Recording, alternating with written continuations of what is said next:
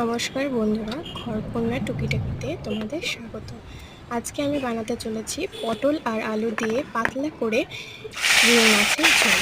প্রথমে মাছগুলোকে হলুদ আর লবণ দিয়ে ভালো করে মেখে নিলাম।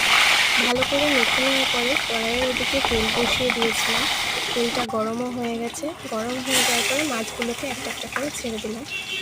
মাছগুলো এপিট ওপিট ভালো করে লাল লাল করে ভেজে নিয়ে তারপরে সেগুলো ভাজা হয়ে গেলে আস্তে আস্তে তেল ঝরিয়ে তুলে নিলাম।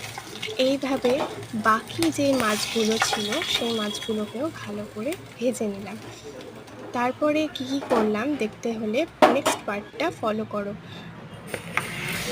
আর তোমরা কে কে রুই মাছ খেতে ভালোবাসো আর কিভাবে খেতে ভালোবাসো সেটাও আমাকে জানিও।